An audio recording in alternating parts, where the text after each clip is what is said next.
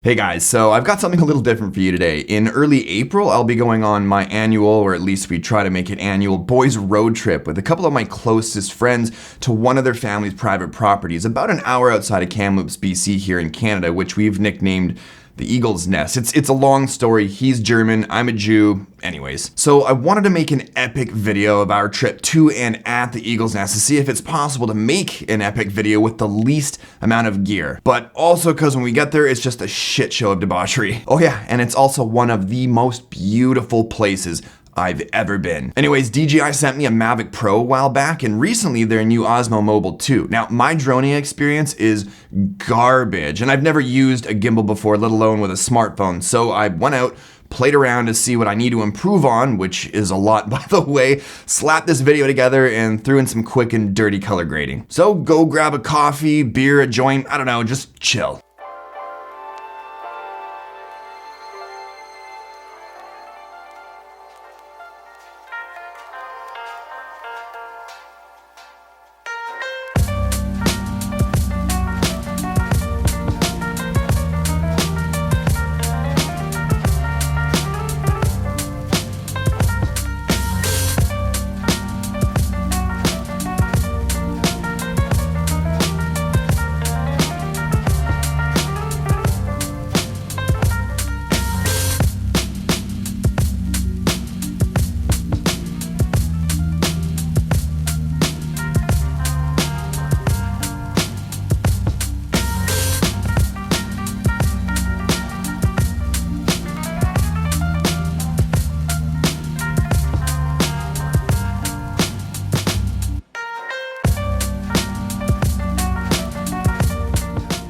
Okay, so let's get into it. The phone I decided to use with the Osmo Mobile 2 is the iPhone 10. I really wanted to use the Pixel 2 XL, but it's the only phone I have right now that can record in 4K at 60 FPS. The DJI Go app has a great tracking feature, but it's not the best for recording video.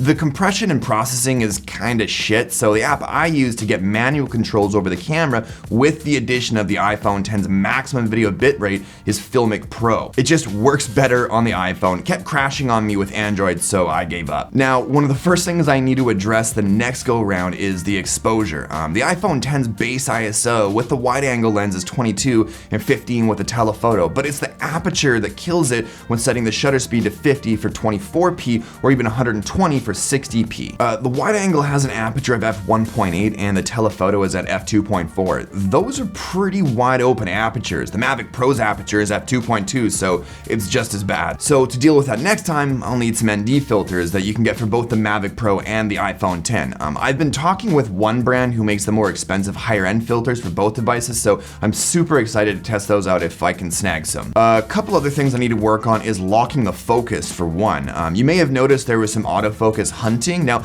I did that on purpose because I wanted to see how well the autofocus worked for all those different types of clips.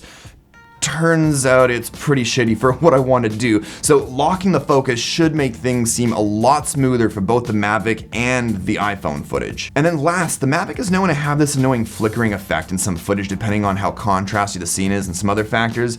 I spent way too much time looking into this. Anyways, long story short, I just need to buy this plugin for Final Cut Pro called Neat Video, and then I can clean that flicker up as well as actually clean up any noise caused by the Mavic's shitty overprocessing and sharpening. But yeah, armed with all of that, I should be able to pump out some pretty amazing footage come April, but if I can get that brand to send me their fancy filters, would you guys be interested in a round two and sort of see what I can do with the new gear?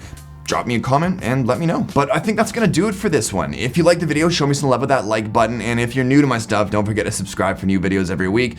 Thanks, as always, for watching, and I'll talk to you all in the next one. Cheers.